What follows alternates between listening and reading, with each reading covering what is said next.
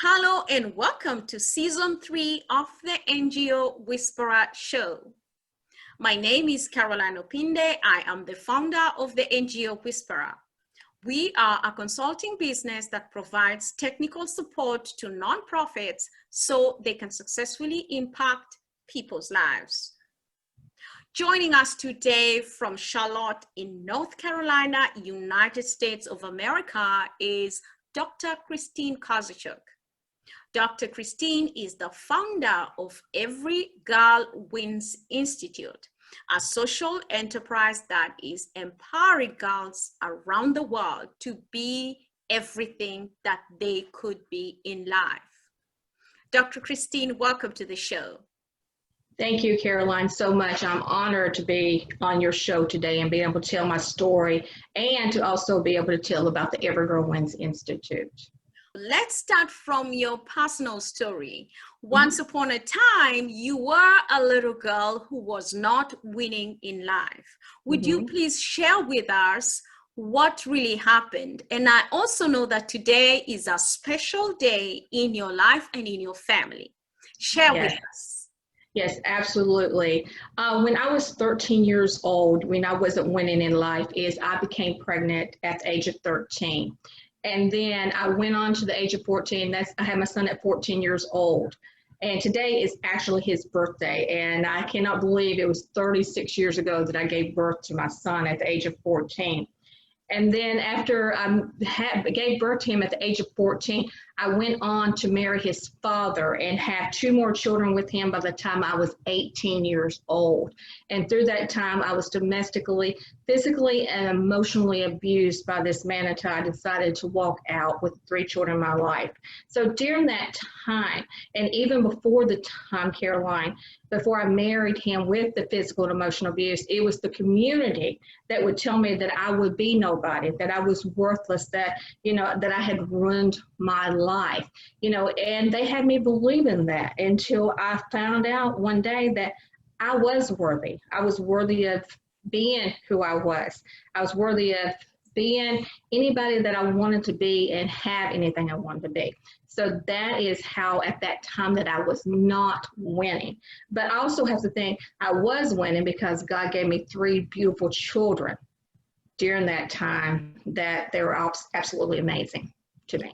I really like the fact that you have gone and said, even though it seemed like you were not winning, you were actually winning because you are blessed with 3 amazing children out of that relationship and that time that many considered you as a failure in life.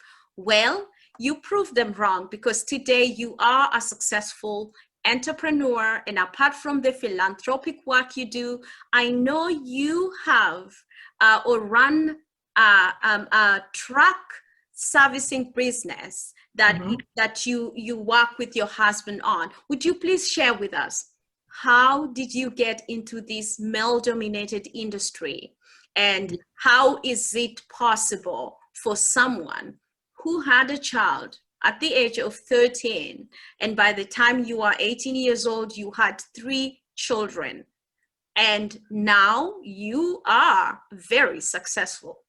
How we came up with RC Mobile Truck Repair Service, our truck repair company, was just like most, people in the world, they're living paycheck to paycheck. And from that, I had went on and I had, got my education.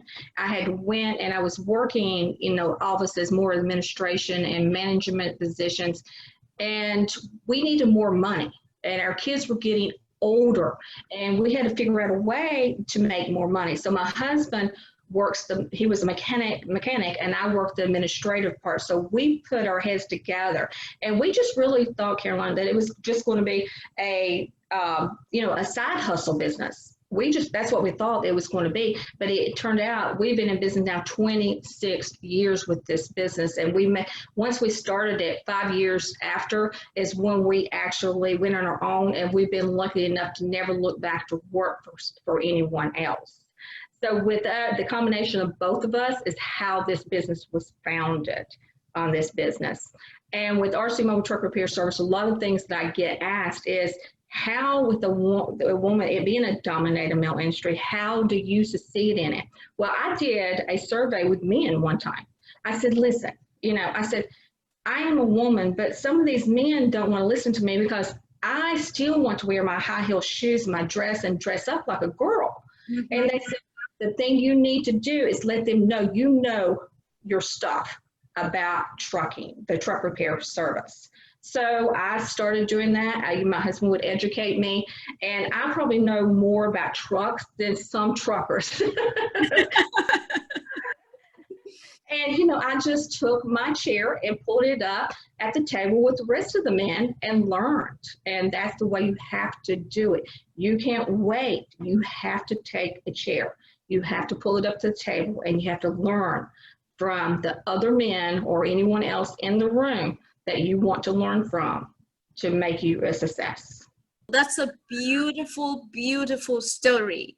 You learned your stuff. So when you sat at the table with men in a male-dominated industry, no one would really intimidate you because you knew your stuff. And Yes, if they absolutely. asked questions, you would answer them. Mm-hmm. Yes, Wonderful. absolutely. Wonderful. Now, Yes. let's go into the social enterprise world.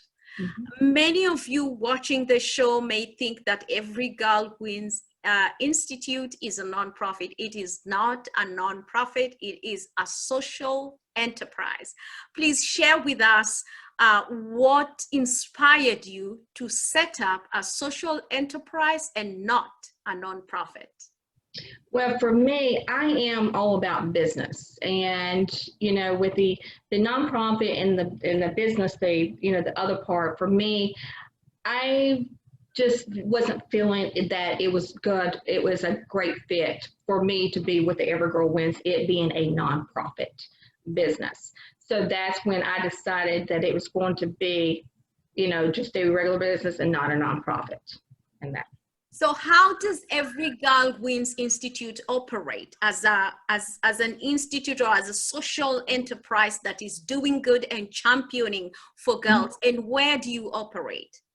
Yeah, how we operate all around the world. Right now we have classes in Guyana, we have classes in Kenya, we have classes in Uganda, and we're hoping to have some classes soon in Haiti. So we're working on that.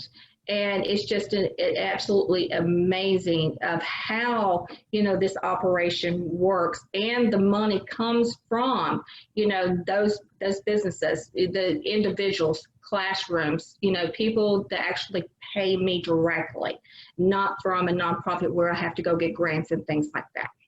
So share with us, how do you do this work? Do you set up an institute in a country? Are you partnering with people? And how did you get to Kenya and Guyana, Uganda, and now going to Haiti? So how we work is virtual. I teach classes virtually, and we are actually training a woman right now in Kenya in a master trainer. She will be a master trainer, to where she will be able to be on ground and actually teach it also. So that's one of the things that we're doing right now, is we're teaching master trainers to be able to do it in their country. Instead of me doing it virtually, they can do it either virtually in their country, or they can do it hands-on in their country. Now, how I got into these countries was through an amazing man, and I'm really big on collaboration, which is Sir Clyde Rivers. He had invited me and a few others as delegates in Guyana as speakers. So we went there, and that's actually where Every Girl Wins started, was Guyana, and it started in like a hotel lobby, and Sir Clyde Rivers and I was talking about my story. He goes, Every Girl Wins. That's how we came up with Every Girl Wins Institute. So with the connections that with he had, that I was able to go in there and start these classes, and the connections with Kenya and Uganda. All three of those was through his connections that I've been able to, make those connections and collaboration things with others. I love what you've just said about collaboration. You are all about collaboration. Without collaboration, Every Girl Wins Institute would haven't even been founded or even conceptualized. And the work that you're doing right now, with collaboration, you are able now to go into 4 countries right now: Kenya, Guyana, Uganda, and soon Haiti. Right. Now, how do these master trainers work with the communities, which I believe is going to be girls or young women? Yes, how they will work with them is first they have to be a student. I train them as a student, and then once I train them as a student, then we go back and I train them as a teacher.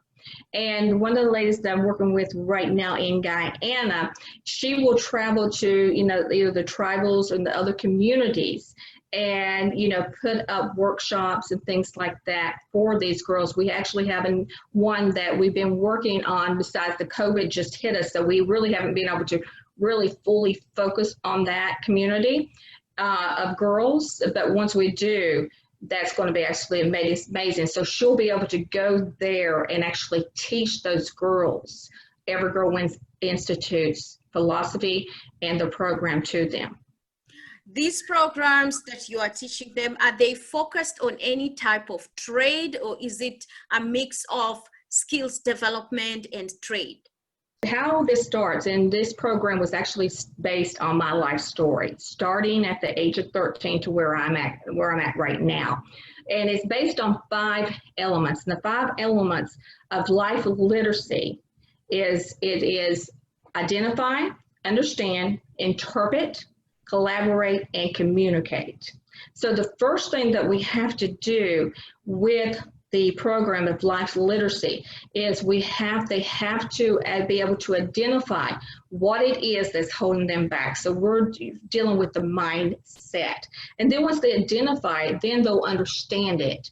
And then they're going to be able to interpret what it is that's holding them back. For example, I'd call it's your critical thinking, and mine that always judges me is I call it negative Nancy. So we all have a critic inside of us that's telling us that we can't. So we figure out who that is, and they figure out who they really are, instead of that critic telling them who they are. Then we go into creating goals, and they create goals through their personal and their professional lives. And once they figure out how to do that, and we do anywhere between short-term goals to long-term goals, because they have to have those goals personally, not just professionally, but personally, in order to achieve in life. Then after that, what we do is what we call the E&E program. It's the economic program, and then entrepreneurship program. We teach them entrepreneur of how to set up a business plan of whatever they want to have as a business. We teach them how to do that with a business plan. In order for them to graduate Every Girl Wins Institute, that business has to be up and running before they graduate Every Girl Wins Institute. So you start from working from inside out, dealing with limiting beliefs, mindsets that are not right, helping them to develop their personal goals, long-term and short-term and long-term, and then taking it to the next level where you're helping them to set up businesses and to uplift them, because we all know that families where mothers or women are economically empowered, high probability of the other children or children in that home having a good life, a good education is very high. And the opposite of it is true. In homes where women are poor, their children end up in the poverty cycle. And one of the programs, the economic part of the program also is what we call, we have a project called Plant a Garden Project. And the Plant a Garden Project, what we do is we help them. We do receive donations from that part of the program.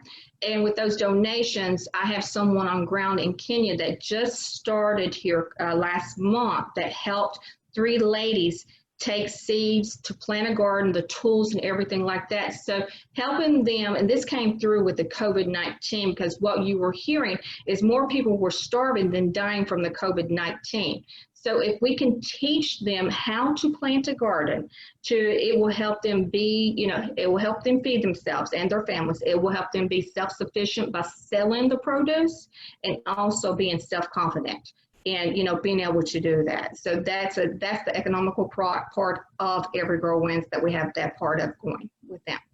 What a comprehensive program Every Girl Wins Institute is.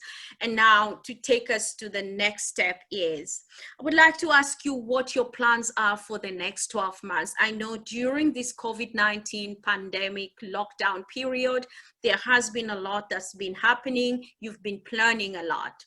Right. What does the next 12 months look like for Every Girl Wins Institute? Well, the Every Girl Wins Institute will, of course, continuing classes in, Guyana, Kenya, and Uganda, in Haiti. And then I just recently also was speaking to a lady in Jamaica. So those two, Haiti and Jamaica, moving into those in the next 12 months is the goal for Every Girl Wins Institute. And then also our goal for this next 6 months is for International Every Girl Wins Day, to have it celebrated around the world for females around the world. So that will happen in 6 months, and just continue on speaking to these, the females and the speaking and things like that, but it's moving more into other countries than what I have now. So that is our goal for the next 12 months. And what day will we be celebrating the Every Girl Wins Day? March 13th. So it will be the second time that we're actually celebrating. We were honored, Every Girl Wins Institute was honored to receive a proclaimed day in December of 2019. So we celebrated it for the first time this year in March, and we celebrated actually in 6 different countries. We celebrated in Guyana, we celebrated in Sudan, we celebrated it also in Kenya, Uganda, London, Canada, and the US. And this year our goal is to have 13 countries altogether this year. So right now, I think I'm going to seed it. We have 15 written down. So we're very, very excited for that. Wonderful. How exciting. And I look forward to celebrating Every Girl Wins Day with you on 13th of March, 2021. As we go further into today's session, if the NGO Whisperer were to award you £1 million, what would you do with this funding? What global goal or sustainable development goal would you go after? And where would you implement your project? That's a great question, because, for me, it's, equality for females around the world, making sure that they're receiving their education and that they're out of poverty. And I'm going to go back to International Every Girl Wins Day, because what we do is we stand for females around the world for equality, and we also stand for them for equal education, equal healthcare rights. We also stand for them to make sure that they were economic literacy and entrepreneurship literacy. So those right there, if we can help them, that will bring them out of the poverty, especially with education. If we can do that, that will be absolutely amazing. And where I would have that, I would start in Kenya. I am Kenyan, so I welcome that very much. Thank you so much for the amazing work that you do. And lastly, as we come to the end of today's episode, which is the first episode of season 3, what message do you have for every girl out there? How can they win in life? You know what? Never let anyone tell you you're less than you know you are. Because one thing that I know that happens to so many females is that, so many people tell them they can't, but you can. So many people tell them they're not worthy, but you are. You have to set those negative things to the side. Don't listen to what people tell you, and you just go after your dreams, because you are worthy of anything in life that you deserve. If I can do it, you can do it. And just, keep going. Just don't listen to others, because you deserve everything. Thank you, Dr. Christine. Where can girls around the world who are watching this episode find you? They can go to my website, everygirlwins.com, or they can on social media, I'm at everygirlwins. It has been an honor and a pleasure to have you on season 3 of the NGO Whisperer Show. Ladies and gentlemen, it is great to start this show with someone who is impacting the lives of girls around the world. Dr. Christine Kozachuk, the founder of Every Girl Wins Institute. We invite you to subscribe to our channel, to check out Dr. Christine Kozachuk's websites on everygirlwinsinstitute.com and also the social media platforms. Thank you so much. It's all about connecting people, raising funds, and impacting lives.